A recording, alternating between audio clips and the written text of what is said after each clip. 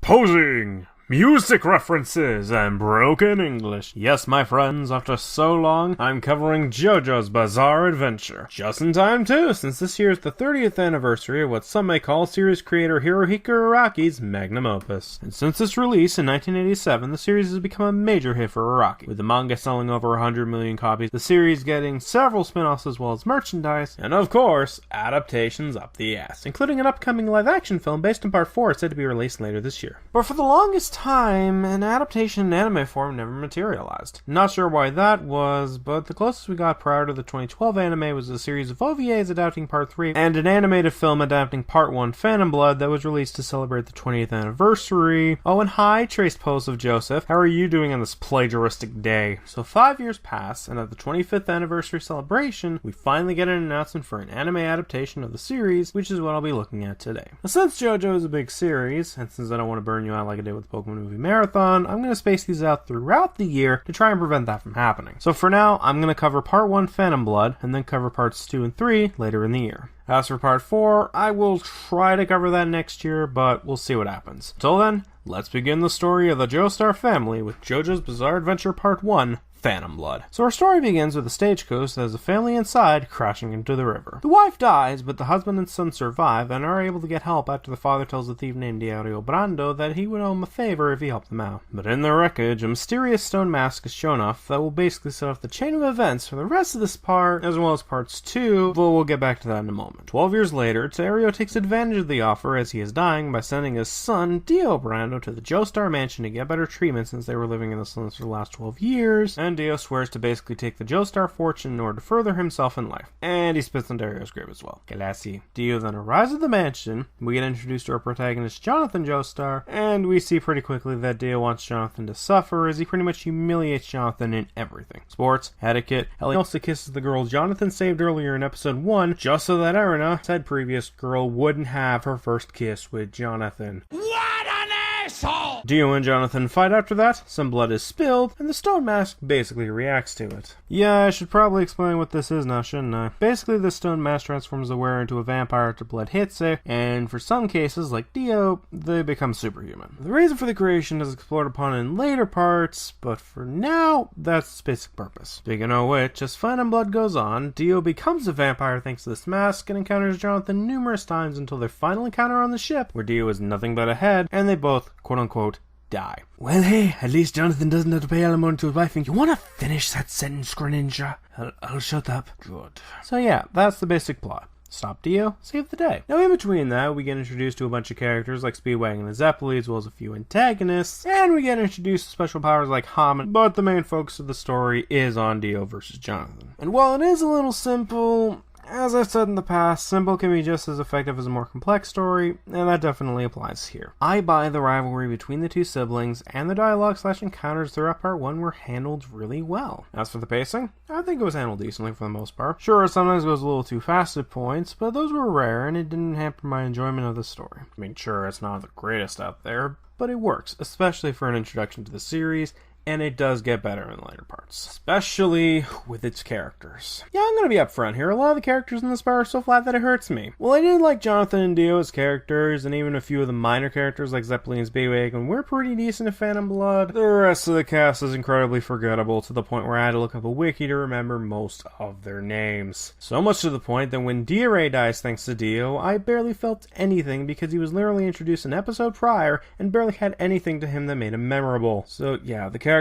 element is kind of weak in this one. As for the animation department, it's pretty good at points. Coloring is pretty good, the animation is really fluent, character models look good, the backgrounds are great to look at, and even the framing and cinematography is handled pretty decently. Needless to say, this anime has a very unique look to it that helps it stand out from the other anime released in 2012. As for the music, really well done. The background music is pretty memorable, the ending theme is really catchy to listen to, and that opening is friggin' sweet. Not only really catchy, but the amount of energy it has to it makes me want to scream the Sonochi part when it gets to that point in the song. It's like a chant, I can't help it. Voice work is also handled pretty well in both Japanese and English versions, so not much to complain about in terms of this element. Overall, the audio is pretty good, but I think now's the time to wrap this up. Overall, while Phantom Blood does have a few issues to it, such as its pacing and characters, the rest of the arc is pretty good, and I do recommend it if you're looking to get into the the Jojo series, because despite its flaws, this series does get a lot better as the arcs go on. And we'll see some of those improvements in JoJo's Bizarre Adventure Part 2, Battle Tendency. But again, that's for later in the year. So that concludes this review. I'm the Mountie, and thanks for watching. Huh. This didn't take too long now, did it? So a few months back, I reviewed Part 1 of JoJo's Bizarre Adventure to celebrate the 30th anniversary of the franchise, and today I'll be reviewing Part 2, Battle Tendency. So is this any better than Part 1? Is the pacing at least better? Seriously, only 9 episodes, what the hell, anime? Well, let's find out. So after Jonathan's death on the ship, we cut to 49 years later, where Speedwagon recruits Straizo, the new master of the Hamon place Seppali trained at in his backstory, to go to Mexico because he found a bunch of the stone masks and also a giant figure in what appears to be a pyramid. He does so, but after getting a look at it and after a conversation about a certain lead, he murders his disciples and nearly kills Speedwagon so that he can become a vampire. Why? To be young again. Yeah, apparently Hamon could slow down the aging process as well as all the other fancy shit Zeppeli and Jonathan show off in Part 1. Go figure. Anyways, he basically tosses them in the river so that the figure can't get their blood, and then we cut to our new lead, the grandson of Jonathan Joestar, Joseph Joestar, in New York. Huh, I guess New York is the place where dreams are made of. And what's the first thing we see Jonathan do? Get his money stolen by a kid and then beats up some crooked cops who got sick in an alley. I joke, but this is actually a good introduction scene to Joseph's character. Not only because we get to see him in a place out of his element, since he does come from England, but also because we get to see how different he is from his ancestor Jonathan. Unlike Jonathan, who would basically brute force his way into battle using mostly physical strength and Hamon, save for maybe the final fight on the castle, Joseph fights using both his brain and underhanded tactics. For example, in this very introduction, he's able to stop a cop from shooting him by applying Hamon to the bottle of soda he got in a previous scene, causing a chain reaction which results in the cap bursting off with enough force to destroy the finger that was on the trigger. Hell, he's also able to not only predict his opponent's moves, but is also able to predict what their next line is. But he's also not afraid to use underhanded tactics to win, such as in the fight against Straizo later in the first episode, where he pulls out a Tommy gun from behind his back and also runs away from the fight in the second episode, though it's later revealed to be part of his plan. But yeah, something tells me that if Jonathan was alive in this period, he would likely be ashamed of his descendants' underhanded and ungentlemanly tactics. Then again, Jonathan should have used his goddamn Hamon on Dio before he shot his goddamn eye-beams, or better yet, dodged the eye-beams instead of putting his hands up expecting to be protected when, as he saw in the previous episode, it can pierce through his hands! Sorry, do I sound salty? Because I am. It's like someone hit Jonathan with the idiot stick in between the fight at the castle and the ship, because in the previous fight he saw Dio's bee pierce through his hands! Anyways, after the introduction, and after getting reintroduced to Erina, we get our fight between Joseph and Straizo, and after Joseph wins, he is warned by Straizo about a man in the pillar who will soon awaken before he explodes. Also, Speedwagon survived. So we then cut to Mexico, where the figure/pillar man is trying to be freed by the Nazis! Yes, folks, this part takes place in World War II. Yeah, this actually takes place during World War I. What? It even says World War II in the second episode. So after Speedwagon wakes up, we get introduced to a Nazi general named Rudolf von Stroheim. Yeah, I'm gonna call him Stroheim because my German is shit, and it's easier to pronounce his last name anyways. So Stroheim wants to free the man in the pillar by using blood, and since he's, well, you know, a Nazi, his group kidnaps a large group of people and uses them as sacrifices. And it works! As the Pillarman is freed, given the name Santana, and starts killing Nazis for a bit before Joseph shows up and defeats him. Eventually. Oh, and Stroheim sacrifices himself to try and kill him, but not before revealing that there are 3 more Pillarmen, and tells Joseph to go to Rome to find out how to beat them. So, the Pillarmen. You remember when in Part 1 I mentioned that the stone masks would also be used in Part 2? Yeah, this is what I meant. See, the Pillarmen, particularly the leader Cars, created the stone masks as a way for his race to survive the sunlight. But his race was against the idea, so him and a second in command killed them, save for 2 infants. One of them was Santana, the other was... So anyways, Joseph's job is to learn how to beat the Pillarmen, defeat them, and save the world. Along the way, he encounters the grandson of Zeppeli, known as Caesar, grows a friendship with him, gets stronger, and develops thanks to training with a Hamon master known as Lisa. Grandsons to take down the 3 remaining Pillarmen, saving the world. Yep, both of them. Your sarcasm is flatter than the stone block that killed Caesar. Fair enough. Anyways, as a story, I think it's a big improvement over Part 2. While the story is still pretty simple yet effective, the pacing has improved a bit. Well, I didn't bring this up in the original review, and I'm still kicking myself over that mistake. One other issue I found with Part 1's anime was the pacing. Since it was only 9 episodes, that meant they had to rush the shit out of the pacing, and it certainly showed at points. But at least with part 2, we have 17 episodes to tell the story, which is a bit more relaxed than part 1. It gives us more time to expand on Joseph's training/growth, as well as to a smaller extent relationship with Lisa and Caesar, especially with Caesar. The two grandsons dynamic really worked off with each other, and I could tell that the two of them had grown as companions as time went on, starting off as rivals, but eventually growing into good teammates. Hell, I thought the two of them would make it out okay. But, you know, thanks, Toucher, for the spoiler, by the way. They don't know the full context of this scene. All they got is an action. Relax. Alright. So, yeah, I also think the writing is a lot better than part 1. It has the levity to make the darker/serious moments all the more effective, but it also does a good job with its plot twist and exposition when compared to part 1. Hell, it even handles death better than part 1, showing that not everyone gets the final chance to say goodbye before passing on, and the way they handle Lisa and Joseph's reactions really encapsulate why this death is more effective than, say, George's death in part 1. That said, the story isn't perfect. Sometimes the pacing, despite being a lot more relaxed, can feel a little off, and as shown with Cars in the final episodes, the show does write itself into a corner, and the solution to beating him is pretty fucking ridiculous. A trend that is, rather unfortunately, still seen in shonen manga/anime today, if Madara Uchiha, you watch, Zeref and Acnologia are anything to go by. Just wanted to pop in real quick and say, man, I'm glad this aged well. Writers really need to stop digging themselves into these holes. Like, holy fuck. But outside of that, the story is good, and I'm really hoping that, much like part 2, part 3 will fix these issues I mentioned in this section. As for characters, they're a lot better than part 1, especially when it comes to the lead. I already praised Joseph's intelligence earlier in the review, but I also like his personality and chemistry with the other characters. Yeah, he's a loudmouth, but he also values his family and friends, even referring to his grandmother and Speedwagon as the only family he has left, and will do anything to protect them. Sorry, it's just that, saying that reminded me of something. So, yeah, whenever I watched Joseph fight the Pillar Man and saw him outsmart the villains, I was rooting him on, which is something I didn't really do for Jonathan, because most of the time, I had a feeling he was gonna win because of his physical strength. But since Joseph isn't physically stronger than the Pillar Man, that means he has to do a lot more in order to win his matches, which, like I said, worked out pretty well if I was cheering him on when he outsmarted them. So yeah, I love Joseph's character, and I can definitely see why they brought him back for parts 3 and 4. Next up is Caesar, and I'm not gonna lie,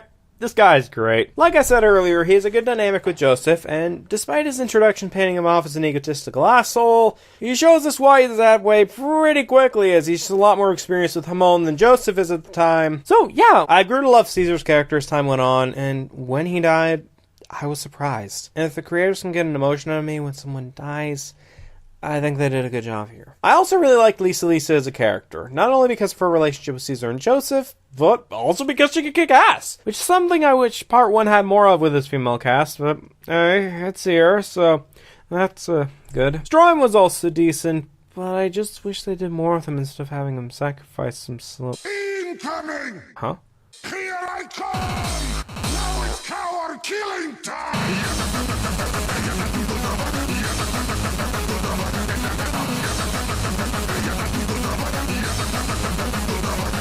Woo! Hell yeah! Not only did they make him into a badass cyborg Nazi, I still can't believe I said that either, but they also made him into basically an ally of our heroes. Though that could also be because both groups want to take down the Pillar Men. Even still, with his return to the story and his actions, he went from being a decent character to another character that I liked. Anyways, as for the other side characters/heroes, they're okay. Not much to say about them. So, let's talk about the Pillar Men. Santana, while a physical threat, is flat, so not much to comment on there. Cars was a pretty enjoyable villain, and I enjoyed his fights with Joseph. Wham is probably my favorite because of his interactions and with his fellow Pillar Men, as well as Joseph/Caesar. Great code of honor, even outshining Cars and AC/DC's code. Hell, he even stopped his own men from attacking Joseph as he was dying. And his great battle with Joseph, probably one of my favorite fights in part 2. As for AC/DC, he sucks. Like Santana, he's certainly a threat, and his dialogue with Joseph is okay, but he didn't really leave much of an impression on me when compared to Wham/Cars, and the same applies to his chemistry with the other characters,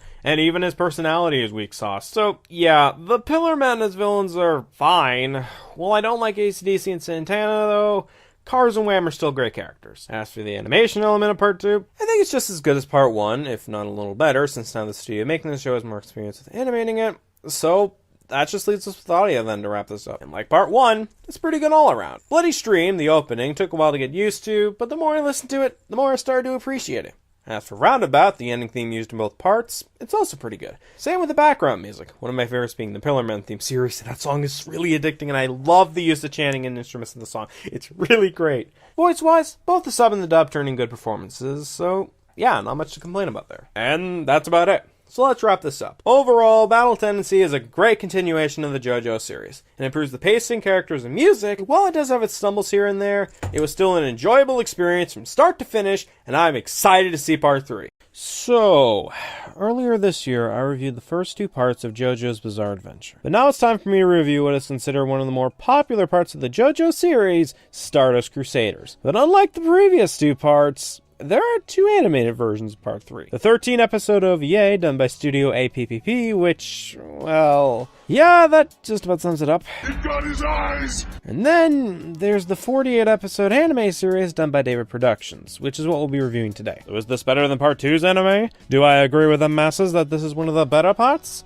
Let's find out. So 49 years after Joseph threw cars into space, we got to 1987, where an older Joseph has arrived in Japan to try and get his grandson out of prison. His grandson, and our main protagonist for this part, is named Jotaro Kujo. Yep, no Joestar for our last name this time, but he's still occasionally referred to as Jojo due to the first 2 letters of his first name and the last 2 letters of his last name. Anyways, Jotaro claims that he's being possessed by an evil spirit, but Joseph and his companion Avdol show Jotaro that his evil spirit is actually a spiritual manifestation known as a stand. And to be honest, I actually like this concept. The show does a good job explaining how these stands work, how some stands are meant to be better than others, and the weaknesses of said stands. On top of that, there are a lot of creative powers and stands in this part. Some are more humanoid, others are just regular objects like Joseph's Sermon Purple, which basically just vines, and others are, I don't even know what to call that. But yeah, I may have liked the Hamon concept in the first 2 parts, but in comparison, stands are a far more interesting concept, and I can see why they're still being used in the series today. There's tons of possibilities with it, and there's no need to worry about power escalation since the stand has nothing to do with physical power, but spiritual power. Plus, it also puts our fighters on a more even playing field since it's basically just an extension of the human controlling it,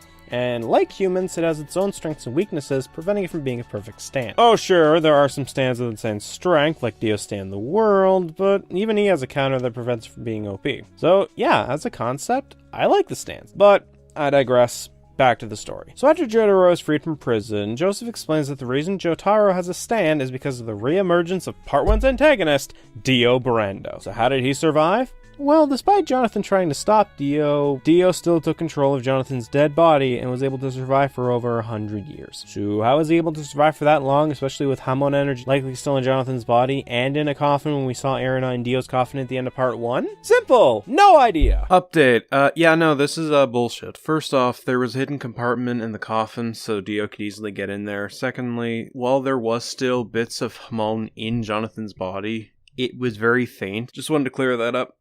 Holy fuck, Passing was a dumbass. So, yeah, with Dio now having Jonathan's body, he's now tied to the Joestars, meaning that when he manifested his stand, so did the other members of his bloodline, including Jotaro's mother, Holly, who falls ill after manifesting her stand due to her weak body, and now it's up to Joseph, Avdol, and Jotaro to stop Dio in order to save her life. Along the way, however, they get a few allies to stop the blonde-haired stand user. Kakyoin, a high school student with a lot of intelligence, Polnareff, a guy who wants revenge for the loss of his sister, and later Dio, once he finds out the guy who killed his sister worked for Dio, and Iggy, who's a terrier with an attitude. But that's not all that happens on their trip to Egypt. They also have to fight off Dio's minions with stands of their own. But after 24 episodes, they finally make it to Egypt. Yes! So, why is there season 2 then? Shouldn't this be wrapped up in like 4 to 5 episodes? They find the mansion, beat Dio at the end? Well, no. Season 2 is basically our group trying to find Dio's mansion while dealing with more of his minions. Are you fucking serious? That's pretty much the first season of Stardust again. Only swap out 7 bad guys with 9, have it be about them getting Dio's mansion, and instead of having a human joining the group, it's a freaking dog. I'm sorry, but this friggin' bugs me, because this comes off as them padding out the big fight with the Joestars and Dio, and honestly, by the time I got to that point, I was more relieved than excited, because once this fight was done, this part would finally be over with. Now don't get me wrong, I do know why it's long. Stardust Crusaders ran for 3 years in the manga and was around 152 chapters. That's a lot of stuff to adapt. But see, that's just it. Just because there's a reason doesn't mean I have to like it. And I don't here. Sure, Part 1 had poor pacing, but this part has the opposite issue. It drags. This is 48 episodes, and ignoring the repetition previously mentioned, I feel like it could have been trimmed at points. Besides, it's not like a majority of the villains in this part were all that interesting to begin with. I think the only one I really liked here, except for Dio, was Whole Horse, and even he kind of got ticked over by the end of it. But I can say that for the character element,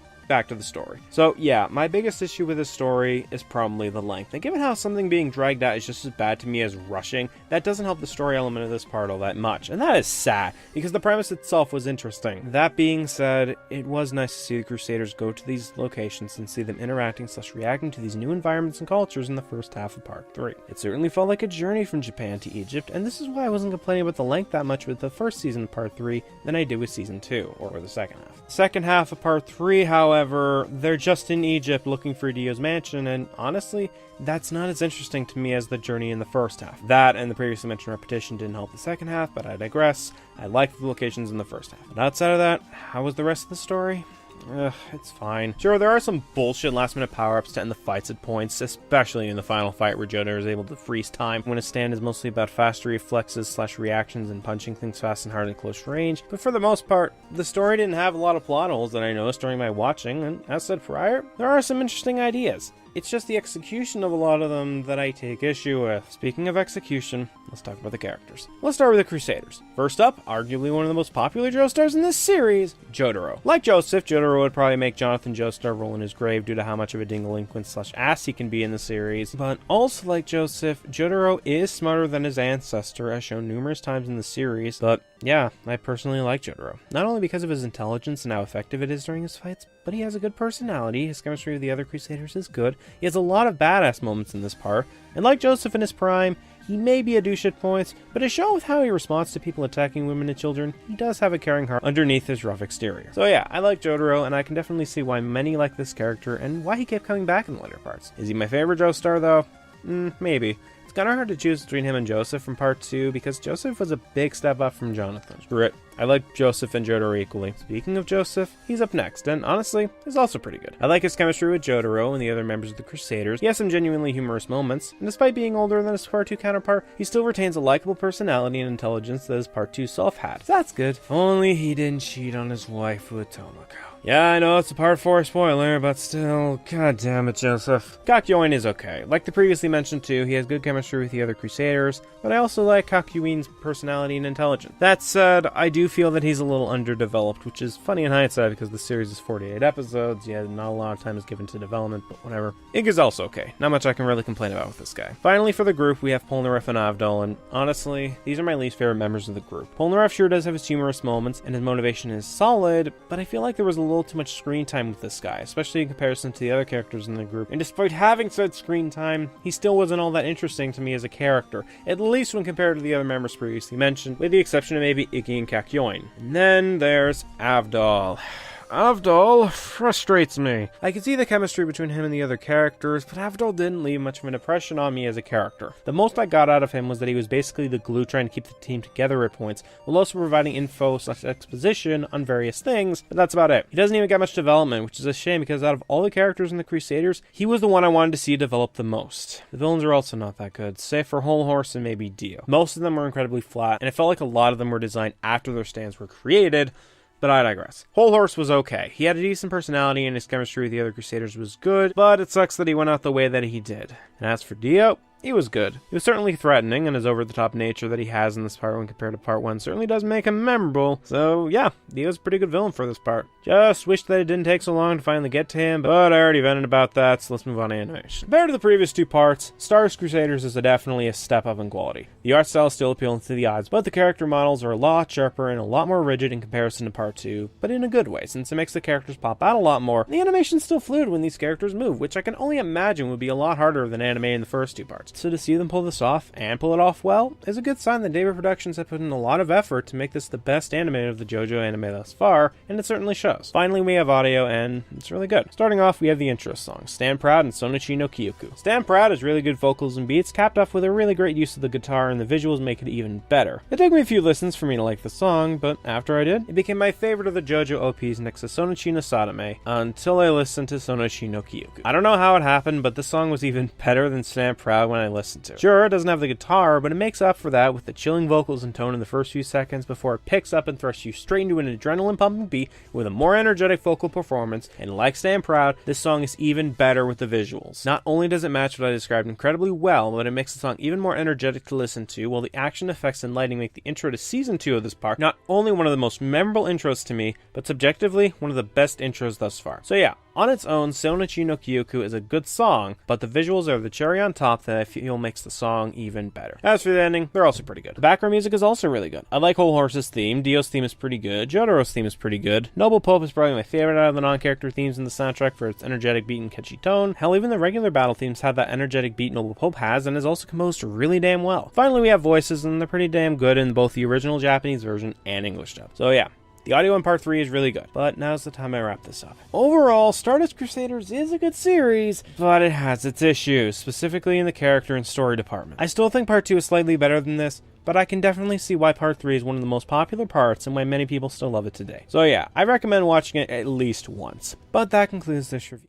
Long last, I am finally covering the 4th part of the JoJo animes produced by David Productions. And it sure has been an interesting journey so far on this show, hasn't it? Part 1 was okay, part 2 is really good, part 3 had some good ideas, but the pacing and other issues made it an overall okay continuation to the JoJo series. But now we're entering the era where Araki stops making muscle-bound, tall-as-hell main leads in favor of slimmer and average-sized characters, introducing even crazier and weirder ideas/stands than before, and also begins the era of which stand name is better, since it's around this point where more and more stand names are directly named from artists/songs, which, yeah, that went over super well in the English release. So before David Productions takes the series to Italy, let's take a look at JoJo's Bizarre Adventure Part 4, Diamond is Unbreakable. So 10 years after Stardust Crusaders ended, Jotaro Kujo, Part 3's protagonist, travels to the town of Morio to stop an escaped serial killer, but is also there for another reason. See, Jotaro isn't the protagonist for this part as well, but rather his uncle is. And he has also arrived to tell him about his future inheritance. But as time goes on, specifically the halfway point, they discover that a murderer is living in the town of Morio and has been killing for 15 years, so they have to work together to stop him and save the town with the uncle of Jotaro, Josuke Higashikata, as well as 2 friends they make along the way, Koichi and Okuyasu. Oh, and Joseph is also there. Yay! But wait, those 3 are teenagers. Yep, so this is where it gets messy. See, Josuke Higashikata is the son of Joseph Joestar. Huh. Thought you would have been more pissed that someone cheated on his wife. Oh, trust me, I am. But instead of shouting about it, I have something else to take my mind off it. And that these...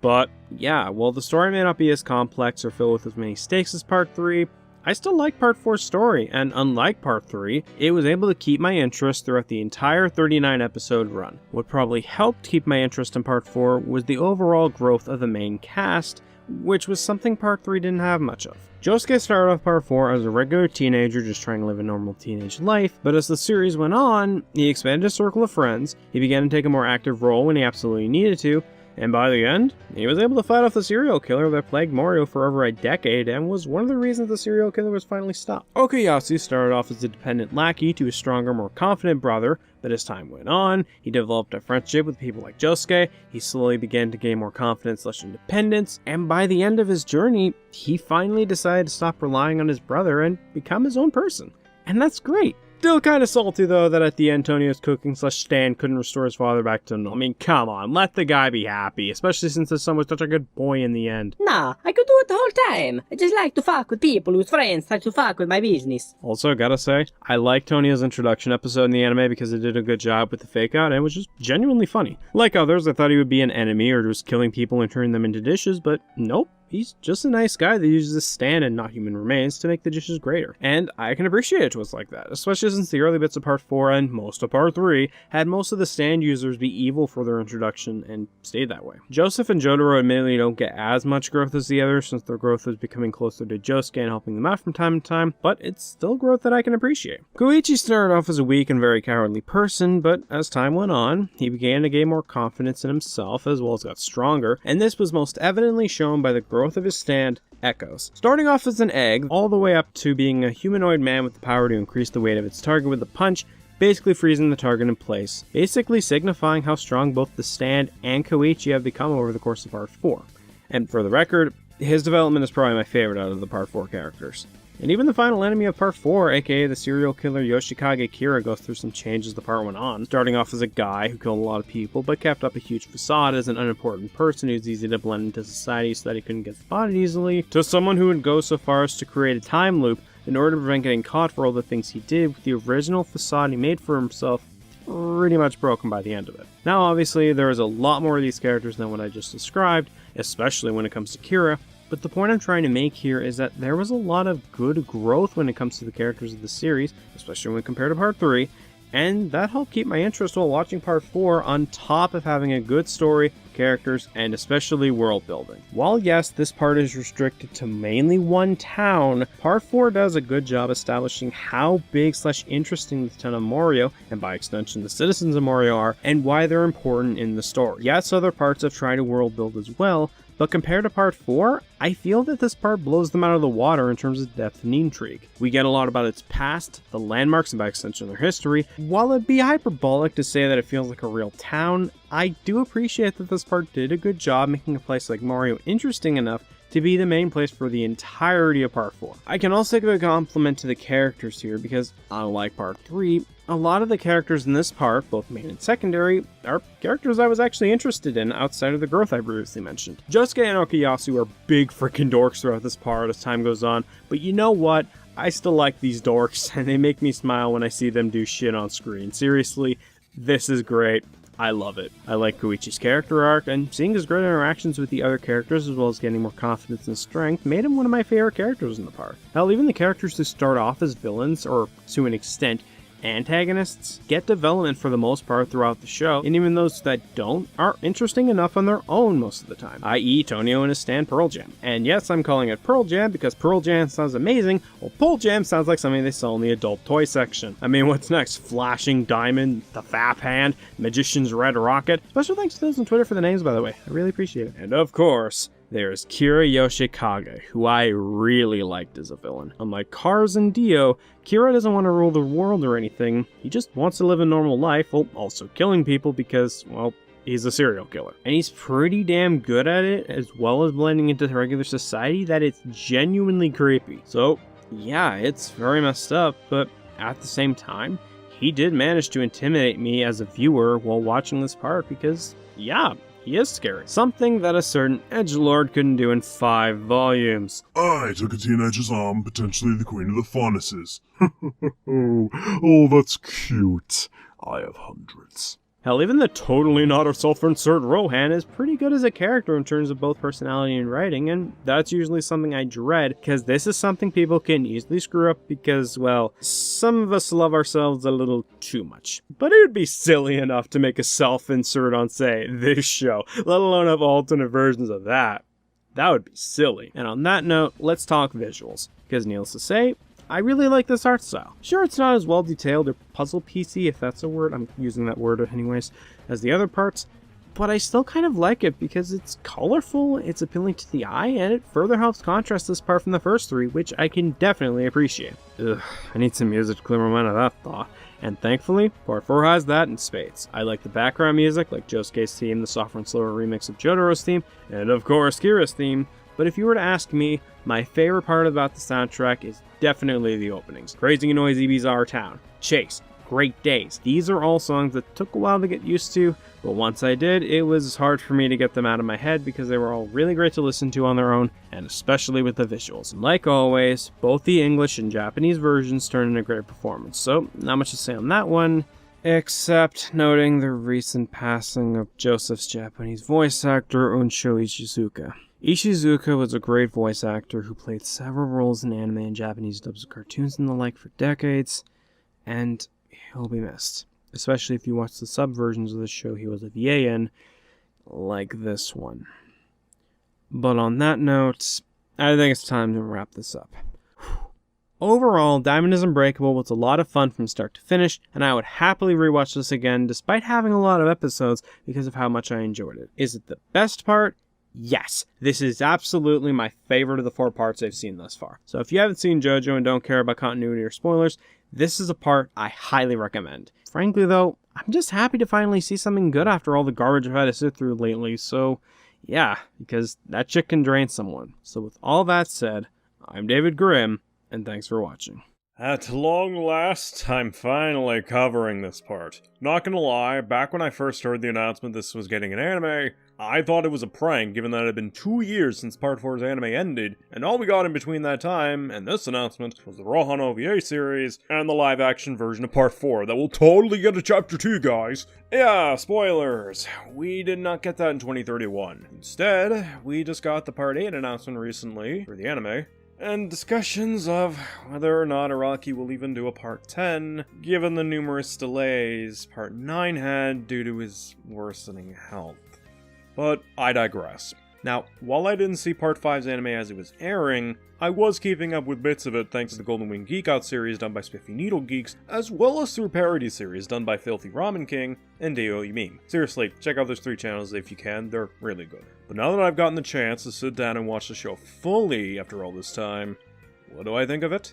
Well, it's pretty good. Not as good as Part 4, but easily in my top 3 parts of JoJo, going off of what I've covered so far on the Manny Presents. Which is a nice way of future-proofing this video in case what I said about Araki or JoJo doesn't happen in other realities by the time 2031 arrives.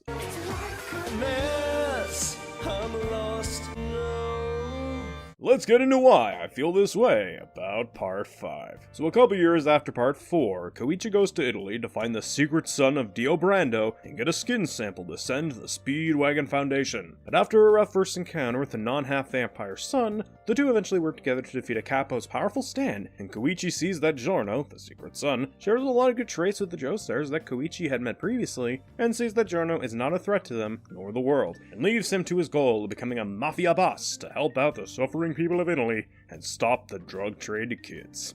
Along the way, he is recruited into one of the branches of the Italian mafia named Passione, led by Bruno Bucciarati, and after killing the capo that had that powerful stand he fought earlier, as well as helping Bruno's gang retrieve said capo's treasure, they then have to protect the boss's daughter from a rogue branch of Passione that want to kidnap the daughter to uncover the boss's identity, and even after most of them are dealt with, Bruno's gang turn traitor after the boss tries to kill Bruno and the daughter, and that leads to Bruno's group dealing with the boss's high-ranking officials, their group losing multiple members along the way due to the boss interfering with their plans, the boss's daughter awakening her own stand, and becoming Bruno's ally, and then finally, a rematch/final fight with the boss himself. Whew. Yeah, a lot goes down. But it's exciting stuff that got me on the edge of my seat, and I was excited to see where it went next, to the point where I didn't want to take a break or indoor work on other things because Part 5 does such a good job hooking you in and making you want to see where things go next, or how Bruno's group gets out of the situation. Like, how do they deal with an automatic stand that tracks the fastest moving object and can't be killed because the user's already dead and said stand's ability activated after his death? Well, you gotta wait till next week, or go to the next episode to find out, and while it is annoying when some shows do this, like I said, Part 5 does a good enough job with this concept that it gets a pass for me. That being said, there are some aspects of the story I don't like. Now, it doesn't ruin the story for me, but it was enough for me to notice. First off, while most of the deaths in Bucciarati's gang are handled well, Narancia's is a bit insulting. Instead of dying but leaving behind the truth with the boss's face like with Bacchio's death, or going out in a blaze of glory like Bucciarati's death, Narancia is put on broken bars off screen, and he dies after Giorno in Narancia's body finds out that Narancia's soul is gone, with barely any time to mourn or leaving much of an impact with his death. Oh no! Anyway. Okay. Look, I get why he was killed, and it certainly came as a surprise, definitely. But I think this death could have been handled much better, especially for a character that I got to see develop and grow in appreciation for throughout the course of Part 5. He deserved way better than an off-screen kill like this, come on. Like, you don't see this shit happening in something like Ruby, do you? Oh, right. Another issue I have is that Fugo leaves halfway, and we never see him again outside of a rare mention and or cameo, like after Narancia's death. Like, I get why he was taken out. Araki was supposed to kill him back in the day, but he couldn't do it because he was having depression at the time of writing Part 5, so we opted to have him stay behind instead. But in universe, this is still really disappointing to have one of the main characters just up and leave the story halfway. It's a waste and really disappointing. Not helped by the fact that this adaptation already makes several changes to the source material, like giving Fugo an actual backstory, or including him after Narancia's death for a short scene, and many other examples. So they could have changed Fugo's fate here. They could have made his character better or contribute more, or hell, maybe even given us that Purple Haze feedback but slightly tweaked. They had a massive chance to fix this issue that was present in the manga, but they didn't, and as such, here we are, and that sucks. In addition, the ending/final arc is a massive letdown. The Requiem arrow feels like a badly executed Deus Ex Machina, and it feels barely earned, whether it be when Polnareff or Giorno use it on their stands. The problem is resolved really damn fast, and not even Diavolo/the boss dies properly. He's just stuck in a death loop. Seriously? Oh, and Giorno becomes the Mafia boss, but the means behind him getting up to that position are done off-screen. Oh yeah, clearly that wasn't important. Instead, here's 2 episodes going over the prologue to Bruno meeting Giorno. Oh, and something fate, even though that was already established multiple fucking times in part 5, but okay. Yeah, if you couldn't tell, I was massively let down by this. Like with Fugo, I get why it was handled that way, considering how busted Diavolo's stand was in the series, but just because there's a reason for something, doesn't mean I have to like it, and I don't here. The solution to dealing with an OP stand by having an already existing stand transform via special item and having its ability be convenient to deal with the situation, which is pretty much what the Requiem arrow does, gives the stand an ability convenient to escape in the situation, whether it be Silver Chariot, Requiem softened bodies just in time so Diavolo doesn't get the arrow, or Giorno's ability undoing basically everything King Crimson does, is not a clever way, nor smart way, to deal with the issue of an OP villain. It's just lazy, and that sucks, because King Crimson and its host Diavolo were absolutely threatening when on screen, and while the latter isn't that interesting in terms of personality or depth, his menace/presence on screen somewhat makes up for it. So to see all that effort and build-up wasted by having them get defeated by basically plot convenience, it sucks. It really sucks. Oh, and speaking of sucking, anything else I dislike about the story/characters? Not really. Like I said, it doesn't ruin it for me, just something I noticed when watching part 5. And outside of those blemishes, it's a good story, and the main cast of characters we follow, even Fugo to an extent, are written pretty well. They have interesting and sympathetic backstories, my favorite of which either being a tie between Mista and Abakios. They got great chemistry with each other, see Narancia and Fugo. They got good development for the most part, and also got some really damn good fights throughout this part. It's really hard for me to pick a favorite, although Mista versus Ice Guy was pretty close. Sure, the antagonists/enemies aren't as fleshed out as part 4's, but like I said about Diavolo, they leave enough of a presence on screen to sort of bounce it out of it. Whether it be their stands, chemistry/relationship to one another like Tiziano and Squalo, or their design is imposing enough to make you pay attention to them, like the rogue Passione branch/Squadro's leader, Rosato Nero. Even the ones they introduced near the end, like Secco and Chocolata, are memorable/threatening on screens thanks to their stand, chemistry, or design. Now, sure, it would have been nice to see them go a bit deeper with these antagonists, but it works fine enough for this part. Not as good as part 4's antagonists, and/or stand users, but absolutely a step up from part 3. And they also got their own themes for this part, which is also a nice touch in this already good part, since previous parts only really gave themes for the main baddie and the main protagonists, and that was it. This part, every anime/hero character pretty much gets a theme, and they all sound really good. Jojo in general always has a great soundtrack, and this is no different. Now outside of that, my only real issue audio-wise is voice-wise, and it's that occasionally in the dub, there will be some hiccups or characters saying the wrong name or thing. Fugo, is something wrong? Fugo, The is something fuck wrong? you say? At least in the version I saw, which was the Adult Swim broadcast. Hopefully, that has been fixed in the Blu-rays of the dub. And the sub version is, of course, real good. Speaking of real good, that art style. Damn, it looks good. Sure, there are some hiccups at points, but for the most part, the art style looks really damn good, and I was glad to see it return, sort of, for Part 6's anime adaptation. Animation and lighting/coloring are also really good and appealing to the eye, so that is an added bonus. But yeah, that's really all I can say about Part 5. It's a good part that while it has some noticeable blemishes, it wasn't fatal enough for me to dislike or keep out of my top 3 favorite JoJo parts. So yeah, I'd recommend you check it out if you enjoy the previous parts. It's pretty damn good. So that is all I have to say. Thank you all for watching, and take care. So, you might be asking, where's the Stone Ocean review, and why did you do this compilation if you didn't review Part 6 yet? Well, this is why.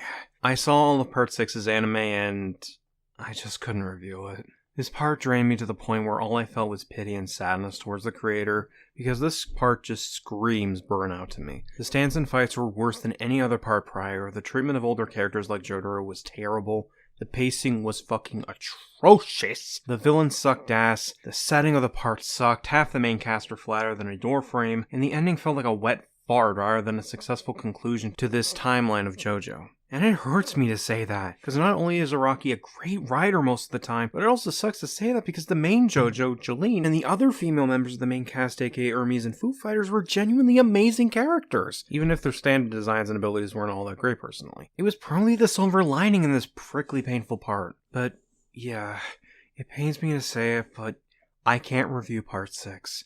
Because unlike other stuff I've reviewed that left me with positive energy or negative energy after watching it, like Survivor second season or in the negative section Uzumaki's anime, Part 6 left me with nothing. And after the last time I reviewed something like that, it was the Haibane Renmei episode, which I hate rewatching because I came across as doing it out of obligation instead of genuine interest, and that's not fun for anybody. So, yeah, I'm deeply sorry for this, but there's not going to be a Stone Ocean review. As for why I made this compilation, it was an attempt to make up for the lack of a Part 6 video. So, since Part 6 got scrapped for the TMP series, what is the next episode? Well, I think it's time to bless the rains down in Africa.